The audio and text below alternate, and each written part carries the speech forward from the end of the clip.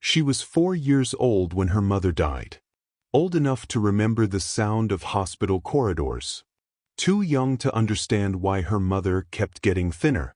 Cancer didn't arrive dramatically. It arrived quietly, through appointments, whispered conversations, and adults who stopped making eye contact. After the funeral, people said things like, "She's strong," and "Children adapt." And then they adapted her out of the picture. Her father didn't shout. He didn't argue. He didn't say she was unwanted. He simply said, "She'll be better off with her grandmother for a while." A while became permanent. The house she moved into was small but orderly. Clean. Predictable. Quiet. Her grandmother was not poor. She was careful. She paid her bills on time. She cooked real meals. She expected discipline. What she did not have was softness.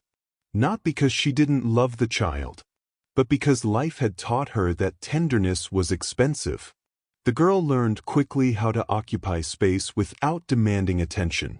She learned how to sit still, how to listen, how to make herself easy to keep.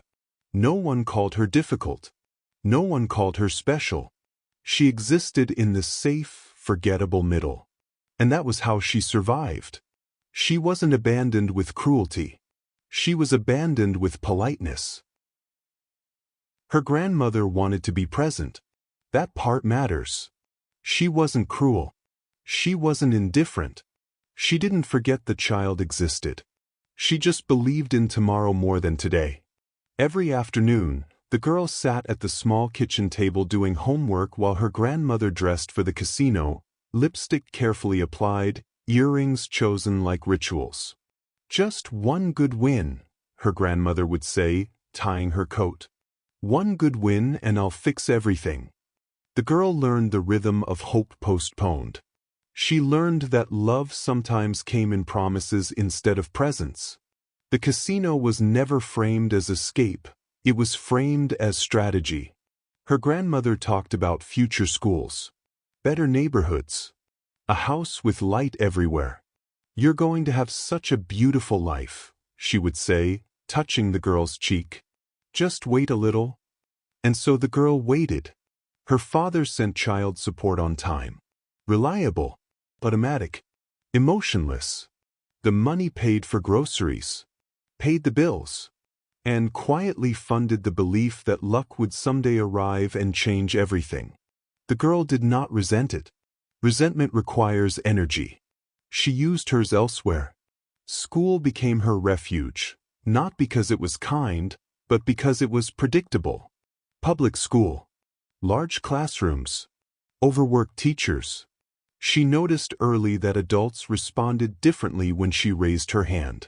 Not warmly, not excitedly, but attentively. Her answers were precise. Her questions were sharp. By the time she was 8, teachers stopped correcting her work and started watching her instead. "She's unusually advanced," one teacher said during a parent meeting her grandmother forgot to attend. No one pushed her. No one celebrated her. So she did what children like her always do. She pushed herself. She read because books didn't leave. She studied because results didn't gamble. She learned because learning stayed. At night, she would lie in bed listening for the sound of keys at the door. Sometimes they came late. Sometimes not at all. She didn't cry. She imagined a future where she wouldn't need to wait for someone else's winning streak. She wasn't neglected violently. She was loved eventually. Mira was 10 when the letter arrived. It slipped into her backpack unnoticed, folded once, then twice, like it wasn't sure it deserved space. Her teacher handed it to her with a small smile that didn't fully settle. "Don't forget to give this to your grandmother," she said, tapping the edge of Myra's desk lightly. Mira nodded. She waited until the classroom emptied before opening it.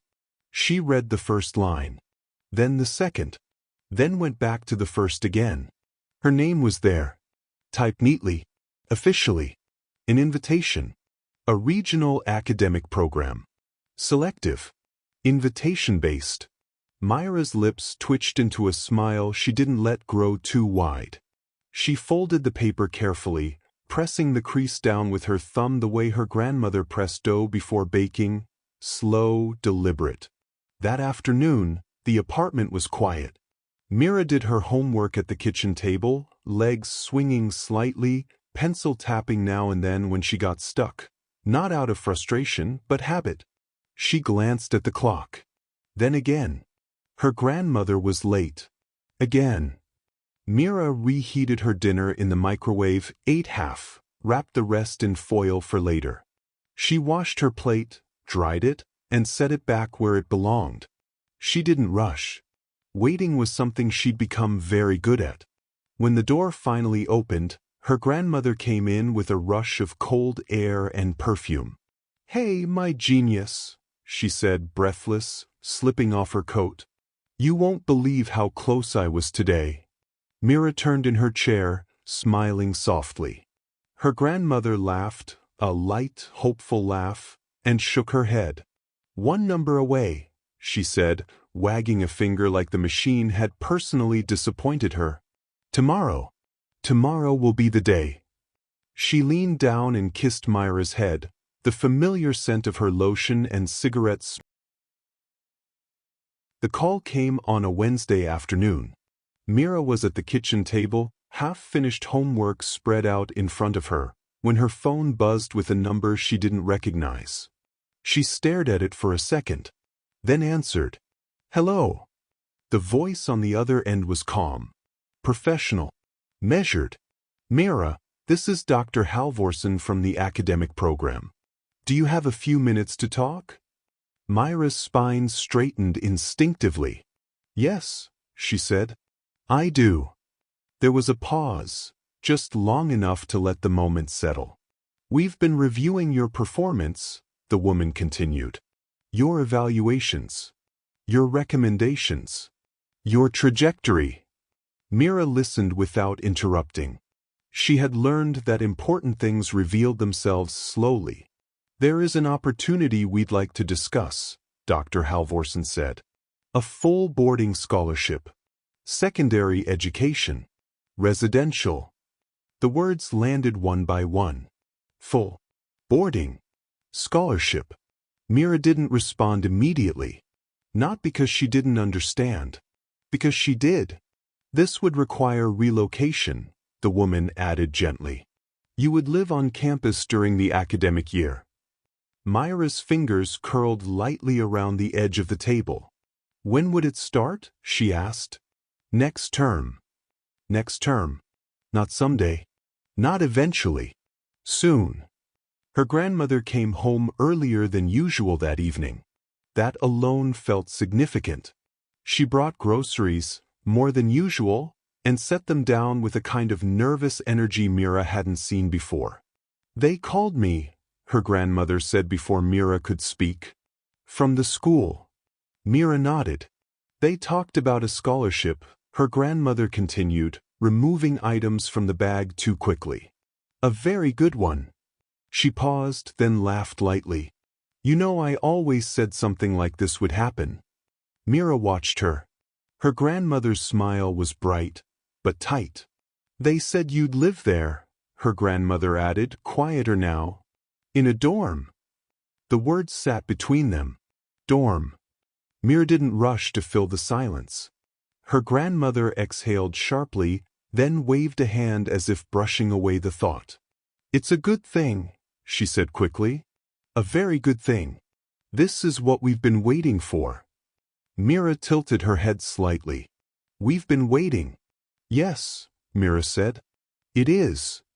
Her grandmother sat down heavily at the table. "They take care of everything," she said, as if reassuring herself. "Education. Housing. Meals." She looked up suddenly. "You won't have to struggle." Mira felt something twist gently inside her. Not relief. Recognition.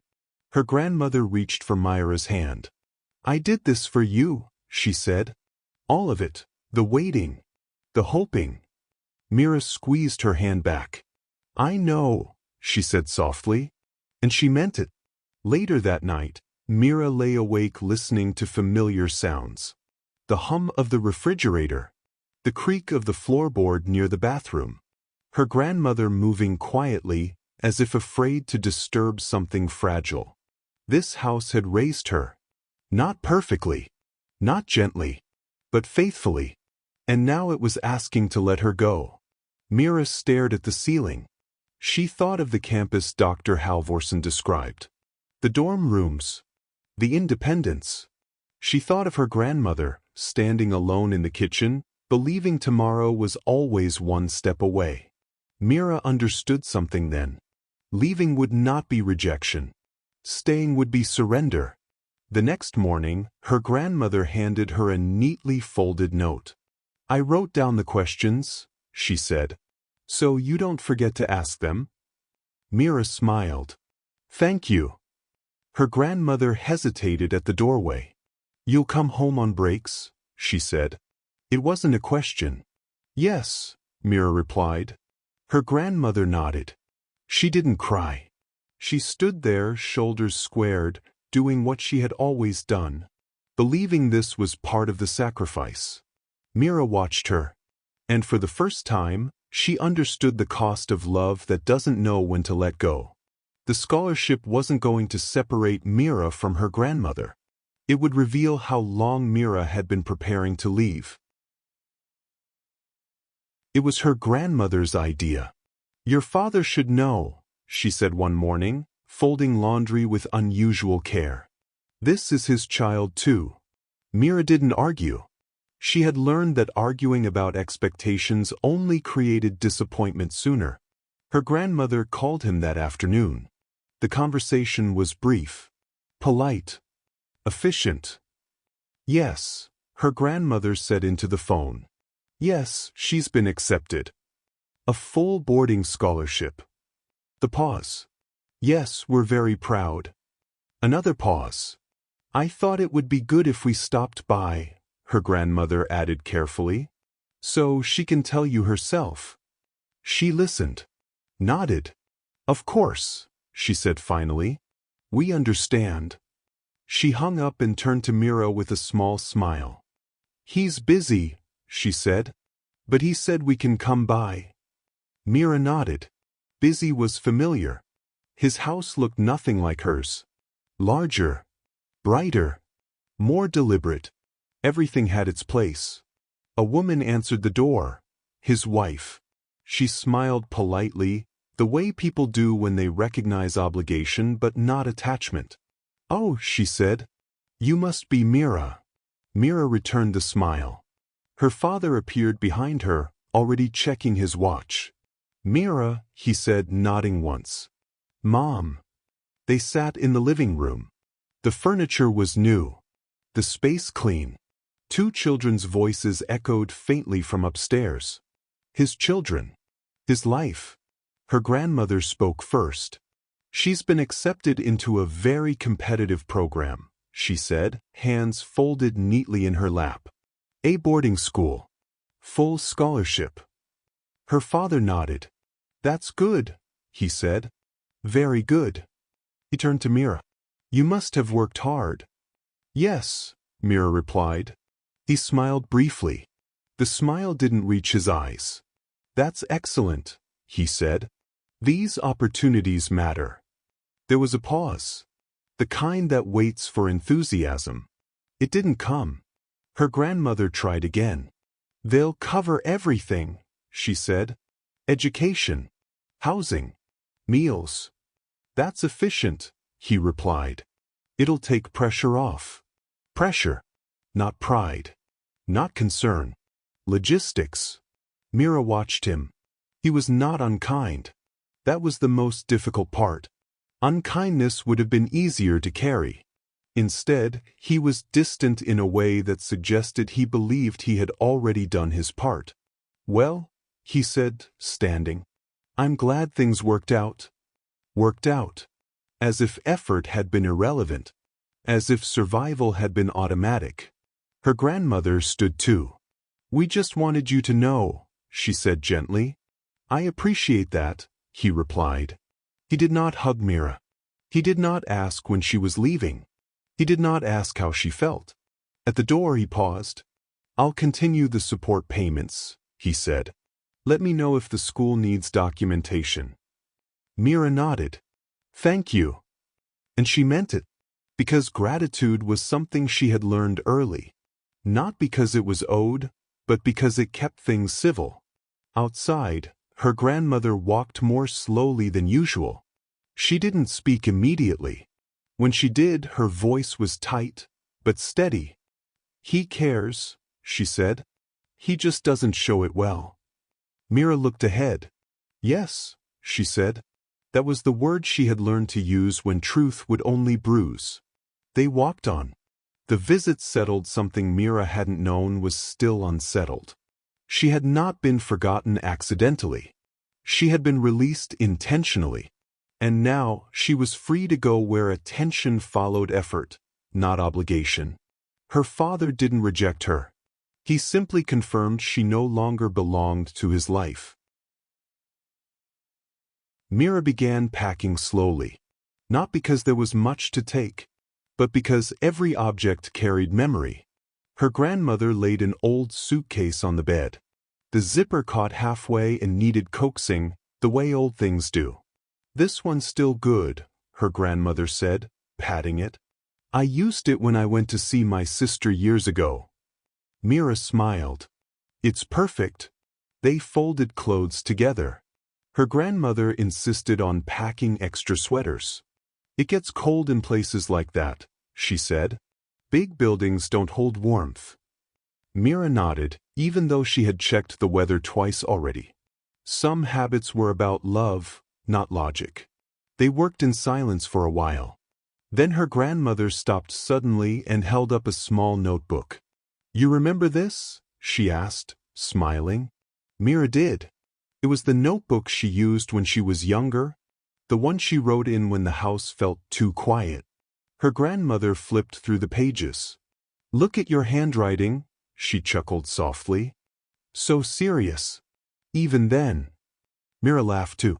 A small, surprised sound. "I thought no one noticed," she said. Her grandmother reached out and touched her arm. "I noticed," she said gently, "even when I wasn't there the way I should have been." The words sat between them, not as confession, as acknowledgement. Mira swallowed. "It's okay," she said, not out of obligation but truth. "You did what you knew how to do." Her grandmother looked away quickly, busying herself with socks. "Still," she said, voice thick, "I wish I had been better." Mira didn't answer immediately. She had learned that some wishes didn't need solutions. She simply leaned forward and hugged her grandmother. Her grandmother stiffened at first, then melted into it. They held each other longer than usual. Neither spoke. That evening, Mira walked through the apartment slowly. The hallway, the kitchen, the window where she used to watch for headlights at night. She touched the doorframe lightly with her fingers as she passed. This place had taught her how to wait, how to adapt, how to grow without applause. She didn't resent it. She respected it. In her room, she sat on the bed and stared at the packed suitcase. She wasn't afraid of leaving. She was afraid of forgetting. Not the place, but the version of herself who had survived here. She closed her eyes and made a quiet promise. "I will not pretend this didn't shape me." On the morning she left, her grandmother woke early. She cooked breakfast like it was a holiday: eggs, toast, fruit arranged carefully on the plate. "You don't have to eat everything," her grandmother said, hovering. Mira smiled. "I know." They ate slowly. Neither mentioned the time. At the door, her grandmother adjusted Myra's collar, fussing gently. "You'll call," she said, "and you'll come back on breaks." "Yes," Mira replied. Her grandmother hesitated, then reached into her pocket and pressed a small folded bill into Myra's hand. "For emergencies," she said quickly.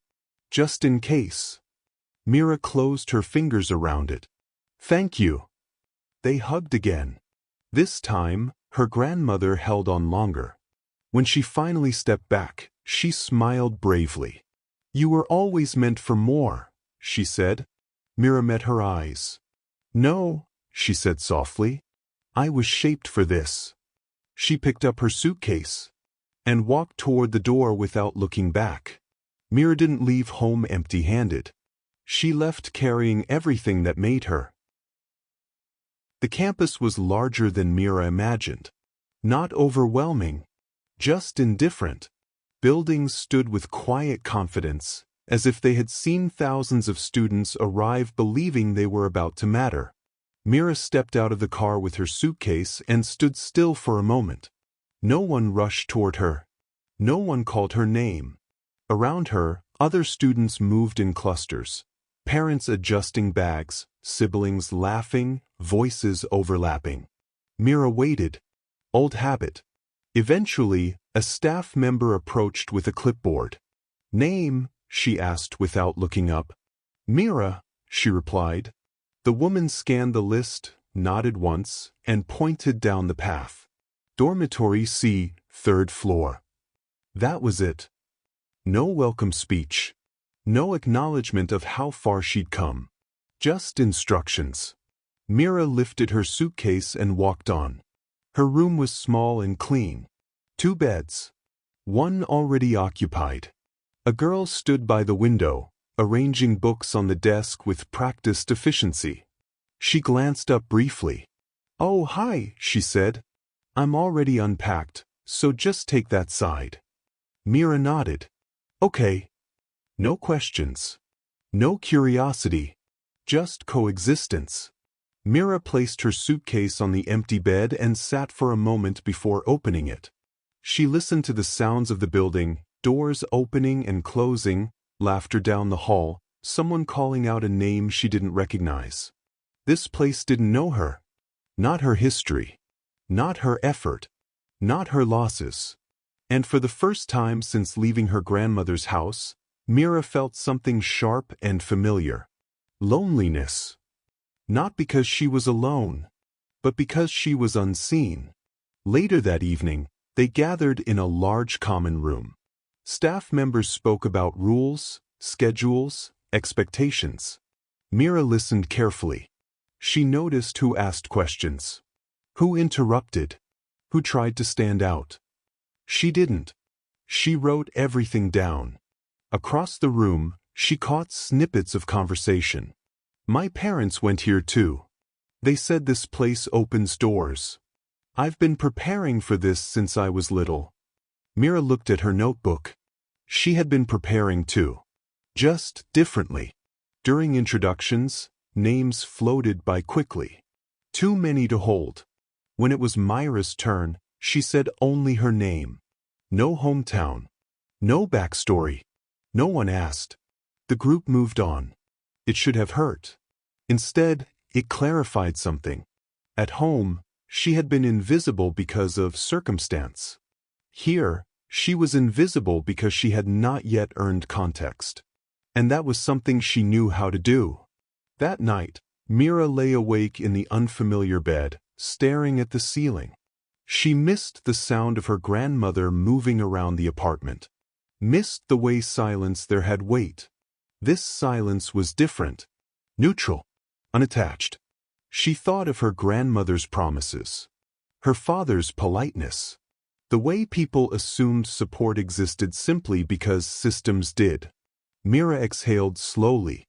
She wasn't angry. She was alert. Being unknown again wasn't a punishment. It was a test. And she had been shaped for tests. The next morning, she woke early. Earlier than necessary. She dressed neatly, made her bed, and reviewed her schedule before leaving the room.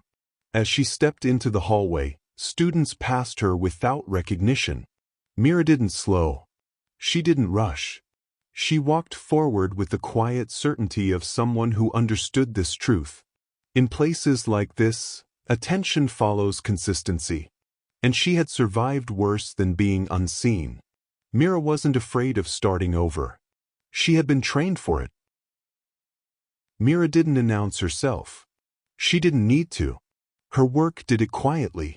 Within the first month, patterns began to form. Instructors paused slightly when reading her submissions. Not impressed, yet, but attentive. Her essays were precise. Her answers complete without excess. She didn't decorate her intelligence with confidence. She let it stand on its own. During assessments, she finished early, but never rushed out. She reviewed her work carefully, as if she expected no mercy from mistakes. Because she didn't. At the end of the first term, a professor stopped her outside a lecture hall. "Mira," he said, adjusting his glasses. "A word." She turned calmly. "Yes." He held her paper between two fingers. "You don't just answer questions," he said. "You anticipate them." Mira nodded. "I try to understand what's being asked." He studied her for a moment. "Where did you study before coming here?" "Public school," she replied. The word landed heavier than it should have. He blinked, then smiled faintly. "Well," he said, "you're doing exceptionally well." Exceptional. It was the first time someone had used the word without surprise or pity. In class, students began to notice. Not because Mira spoke more, but because instructors referenced her work. "Look at how this argument is structured," one teacher said, projecting an anonymized example. Mira recognized her own phrasing.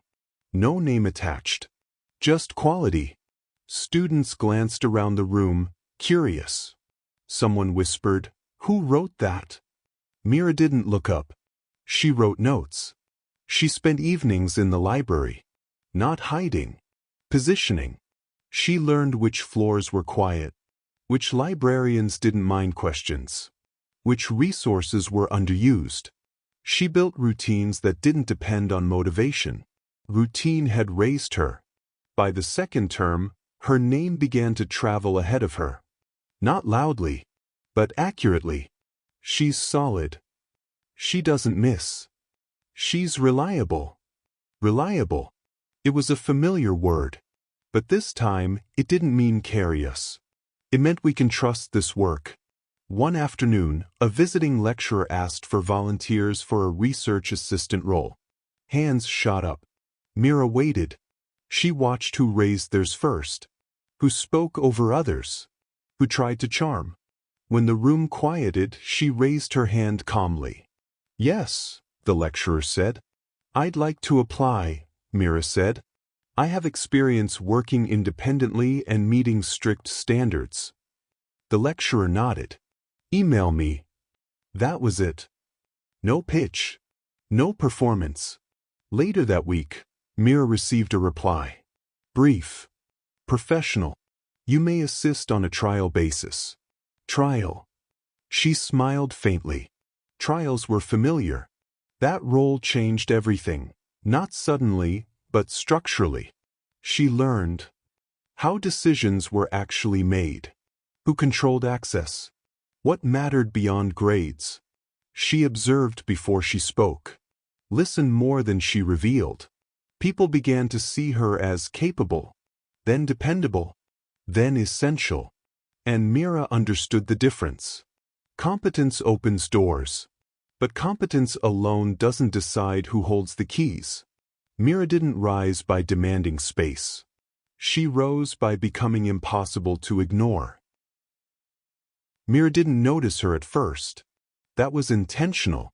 Dr. Eleanor Hayes sat at the back during lectures. Never front row, never vocal. She listened with her pen still, eyes moving more than her hands. She noticed patterns. And Mira had become one. After a seminar where half the class spoke too much and said too little, Dr. Hayes approached Mira while students packed up noisily. "You don't compete for attention," she said. Mira looked up, surprised, but not startled. "I don't like wasting it," she replied. Dr. Hayes smiled faintly. "Good answer." She walked a step beside Mira, matching her pace. "Walk with me." Not a request. An invitation. They walked through the long corridor that led to faculty offices, quiet, polished, intimidating by design. "You've been consistent," Dr. Hayes said. That's rare. Mira waited. Dr. Hayes continued, brilliance draws admiration. Consistency draws trust. They stopped outside an office door. You've earned access, she said. The question is what you'll do with it. Mira hesitated. Access to what? Dr. Hayes unlocked the door. Rooms where decisions are discussed long before they're announced. Inside, the office was minimal. Books, files. No personal clutter. Dr. Hayes gestured for Mira to sit. You come from scarcity, she said plainly. Mira didn't correct her. I can tell, Dr. Hayes continued, not by how little you have, but by how carefully you spend yourself. Mira folded her hands. Yes. Dr. Hayes nodded once. Good. That means you'll listen. She leaned forward. Talent will take you far here. But strategy will decide how long you stay. Mira asked quietly, what kind of strategy? Dr. Hayes' eyes sharpened, not unkindly. Knowing when to speak. Knowing when to let others underestimate you. Knowing that institutions reward usefulness, but respect leverage. Mira absorbed every word. No flattery. No promises. Just truth. Dr. Hayes slid a folder across the desk. These are optional programs, she said. Few apply. Fewer are chosen. Mira opened it carefully. Research fellowships. Leadership tracks. International exposure. They're not advertised loudly, Dr. Hayes added, because they're not for everyone. Mira looked up. Why show me? Dr. Hayes didn't answer immediately. Because, she said finally, you already live like someone who knows she's alone. That landed. Not cruel. Accurate. If you want, Dr. Hayes continued, I'll guide you. Quietly. No spotlight. No favors. Mira nodded slowly. I want, she said. When Mira left the office, the building felt different. Not warmer. Clearer. She understood something she hadn't before. Loneliness had taught her endurance. But guidance would teach her direction. And direction was power's beginning. Mira didn't find a savior. She found a map. The change didn't announce itself. It never does. It arrived quietly, in the way conversations stopped when Mira approached.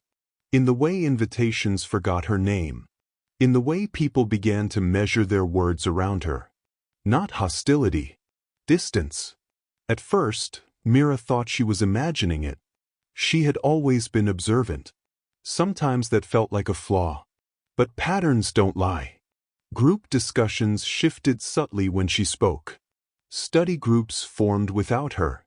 Peers who once nodded at her ideas now claimed them 5 minutes later, louder. Mira noticed. She didn't protest. She learned. One afternoon, she entered the common study area and paused. A group she'd worked with before sat together, laughing. Someone saw her. Their smile flickered, then settled into politeness. Oh, hey Mira, one of them said. We're kind of full right now. Full. Mira nodded. No problem. She turned away before anyone could offer a weaker excuse. At a corner table, she opened her laptop and worked alone. Again. Isolation didn't make her bitter. It made her precise. She stopped sharing drafts. Stopped thinking out loud. Stopped softening her intelligence for comfort. Her world narrowed to her work, her routines, her goals. Efficiency replaced warmth. And efficiency worked. Dr. Hayes noticed. You're quieter, she observed one evening after a session. I'm focused, Mira replied. Dr. Hayes studied her carefully. Those aren't always the same thing. Mira didn't respond, because she didn't know how to explain this truth. Every time she opened herself, she became exposed. Every time she withdrew, she became stronger. And strength had never been crowded.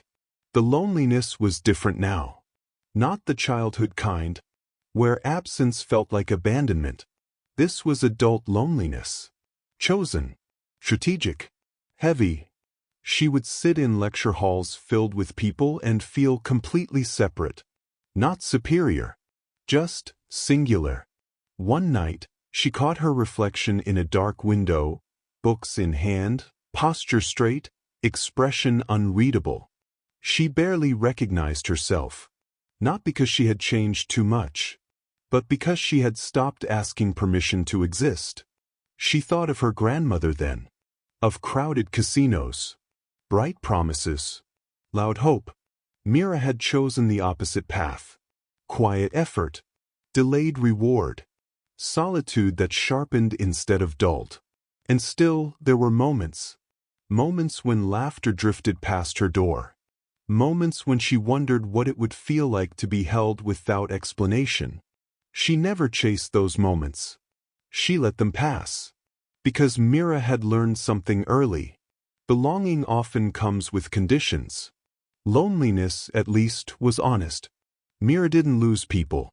She outgrew spaces that couldn't hold her direction.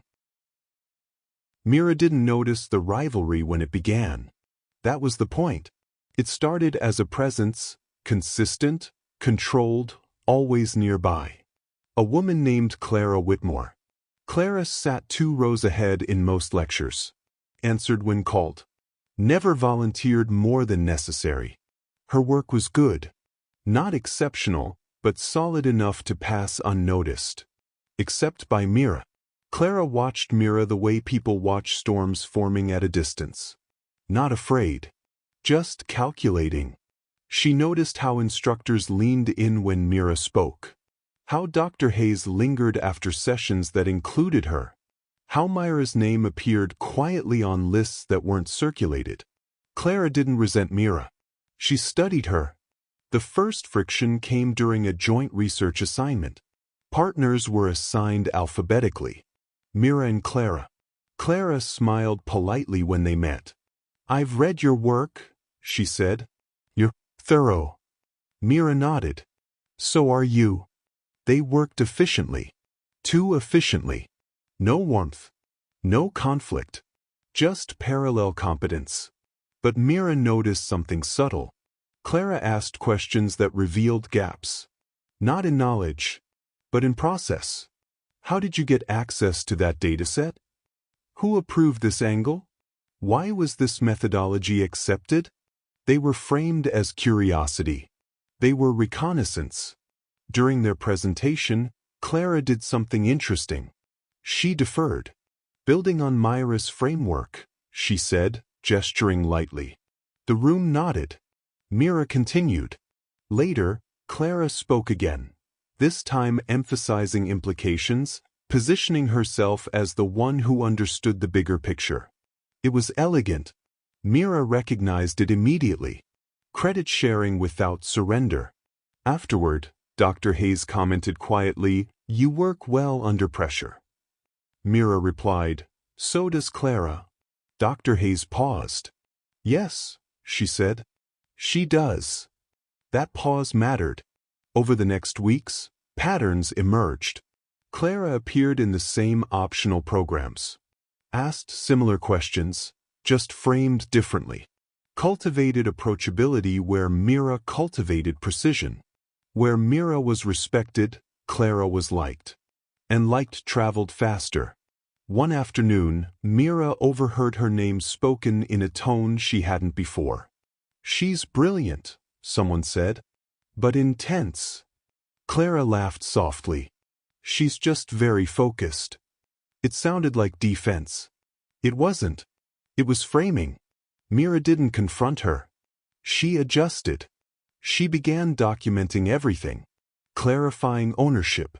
Speaking once, clearly, then stepping back. She didn't escalate. She fortified.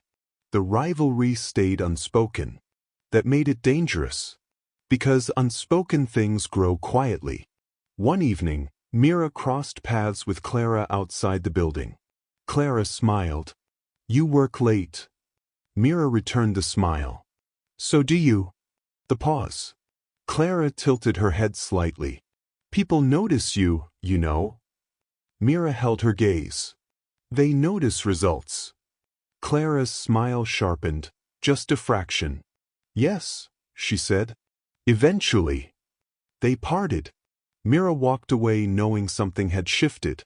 She wasn't alone in the room anymore. She had competition. The most dangerous rivals don't announce themselves. They mirror you until the room can't tell the difference. Mira discovered the betrayal by accident. That was the worst part. She was in the faculty resource room late one evening, returning a folder Dr. Hayes had asked her to review. The building was quiet, after-hours quiet, the kind that makes every sound feel intentional. She stopped when she heard her name. Not spoken loudly. Not spoken carelessly. Spoken with familiarity. Myra's work is impressive, a voice said. Evelyn's. But there are concerns. Mira didn't move. She stood just outside the partially closed door. The pause. Another voice, measured, administrative. What kind of concerns? Evelyn exhaled softly, like someone choosing honesty. She's guarded. Isolated. I worry about her adaptability. Team environments matter at this level. Mira felt something settle in her chest. Not shock. Recognition. Evelyn continued, there's also her background. She's never really had support systems. That can affect long-term stability. That was when Mira realized. This wasn't opinion. This was information. Private. Contextual. Never meant to leave mentorship spaces. She waited. No one defended her. No one corrected the framing. Silence did the work. Mira stepped away quietly. She returned the folder to Dr. Hayes' desk without a note. That night, she didn't sleep. Not because she was hurt. Because she was recalculating. The next morning, she reviewed every conversation she'd ever had with Evelyn. The casual questions. The sympathetic curiosity. The moments that felt like interest but now read as extraction. Evelyn hadn't competed with her. She had studied her. Later that week, Dr. Hayes called Mira in. Her expression was unreadable. Someone raised concerns, she said plainly. Mira nodded. I know. Dr. Hayes' eyes sharpened. You heard? Yes. The pause. Dr. Hayes said quietly, you understand how this looks. I understand how it's being used, Mira replied. That answer mattered. Dr. Hayes leaned back slightly. Then tell me, she said, what you plan to do. Mira didn't rush. I'll stop giving people access to interpretations of me, she said. I'll let the work speak. Fully. Documented. Verifiable. Dr. Hayes watched her closely. No retaliation? She asked. Mira shook her head. That would confirm the story they're writing. Another pause. Then Dr. Hayes nodded once. Good, she said. Because this system doesn't reward reactions. It rewards restraint. From that day on, Mira changed her approach. She stopped explaining context. Stopped sharing vulnerabilities. Stopped answering questions that weren't required. She began submitting everything in writing. Clear. Time-stamped. Unassailable. Meetings became formal. Interactions became professional. Evelyn noticed. You're distant, she said one afternoon, smiling lightly. Did I do something? Mira met her gaze calmly. No, she said. You did exactly what you meant to. Evelyn blinked. Just once. The betrayal didn't break Mira. It clarified the terrain. She finally understood the rules of the room she was in. And she adapted. Mira didn't confront the betrayal. She outgrew the space where it could hurt her. Dr. Hayes didn't warn Mira. She never did when the stakes were real. The email arrived on a quiet afternoon. Subject: Advanced Review Panel, Special Presentation. Mira read it twice. Her name was listed as the sole presenter. No team. No co-author. No safety net. The panel included senior faculty, external advisors, and institutional sponsors, the kind of people whose opinions didn't circulate. They settled. Mira understood immediately. This wasn't an opportunity. It was exposure. She found Dr. Hayes that evening. "You're putting me in front of them alone," Mira said. Dr. Hayes nodded. "Yes." Mira held her gaze. "Why?" "Because," Dr. Hayes said calmly, "they've been hearing about you. It's time they hear from you." Mira exhaled slowly. "If this goes wrong..." Dr. Hayes interrupted gently. "If this goes wrong, I take responsibility." That sentence landed heavier than praise ever could. Mira studied her mentor's face. "You're risking your position," Mira said. Dr. Hayes smiled faintly. "I already earned mine. I'm deciding what to do with it." Preparation became surgical. Mira didn't rehearse speeches. She built arguments. She anticipated objections and neutralized them quietly. She prepared documentation so clean it couldn't be questioned without revealing bias. No emotion.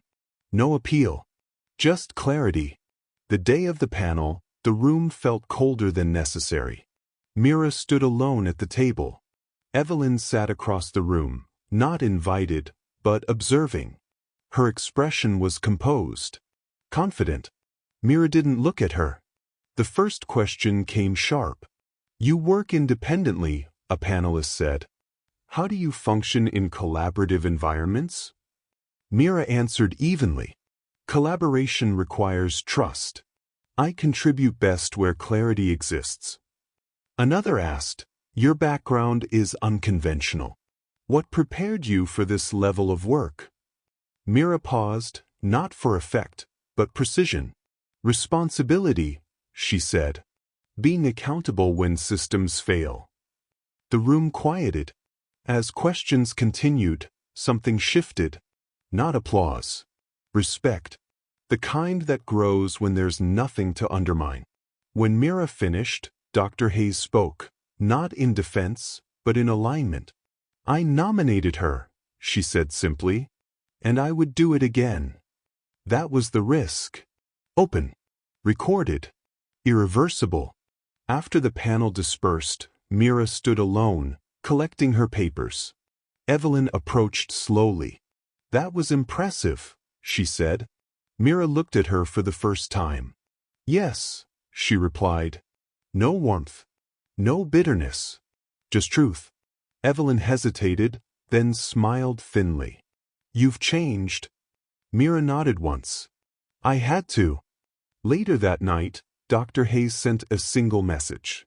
"You held the room. That's not taught. It's earned." Mira sat with her phone in her hand for a long moment. For the first time, someone with power had used it forward, not inward. And Mira understood something new. Loneliness had shaped her. But recognition, chosen carefully, could place her. Dr. Hayes didn't protect Mira from pressure. She placed her where pressure revealed truth. By her final year, Mira's name was no longer whispered. It was printed. On departmental boards. On research acknowledgments. On plaques that listed achievements the institution proudly claimed as its own. She didn't just top her class. She separated from it. Graduation statistics told the story bluntly. Highest academic distinction. Multiple institutional awards. International recognition tied to her research output. The same institution that once debated her adaptability now showcased her as proof of excellence. They didn't apologize. They branded her. What no one announced during commencement speeches was this. Mira had not spent her years only studying. Late nights in the lab weren't always academic. Some were personal. While others networked loudly, Mira built quietly. A system. Not an app for attention. Not a product for trends. A software architecture that solved a problem institutions had normalized but never fixed. Efficiency gaps that cost corporations millions in silent waste. She didn't pitch it as a student project. She tested it in controlled environments, improved it, protected it. By the time anyone realized what she had, it wasn't an idea. It was an asset. After graduation, the offers came quickly. Consulting firms, tech giants, research institutions. Some offered money. Some offered prestige. Some offered a seat at the table. Mira declined most of them. Not dramatically, professionally. She had learned that access without control was just another version of dependency. The unveiling didn't happen on campus. It happened at a national innovation summit. Broadcast live. The audience expected promise. They saw proof. Mira stood on stage alone. Calm, measured. She didn't sell ambition. She demonstrated outcome. Numbers filled the screen. Efficiency metrics. Adoption simulations. Revenue projections that made the room shift. By the time she finished, the valuation wasn't speculative. It was conservative. Hundreds of millions. Climbing. In a small living room, her grandmother sat forward in her chair. Hands clasped. Eyes wet. For once, she wasn't at the casino. She didn't speak. She didn't need to. Across the city, her father watched in silence. Beside him, his wife. Their children. No commentary. No explanations. Just the unmistakable realization that the child he had minimized had grown beyond needing him. Mira didn't look into the camera. She didn't seek acknowledgement. Her work had already answered every absence. When the questions ended, the moderator asked the final one.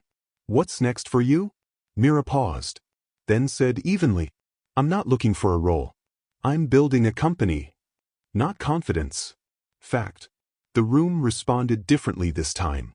Not applause. Interest. Mira didn't rise to be accepted. She rose to be undeniable. Loneliness didn't break her. It trained her. And when the world finally called her name, she answered on her own terms.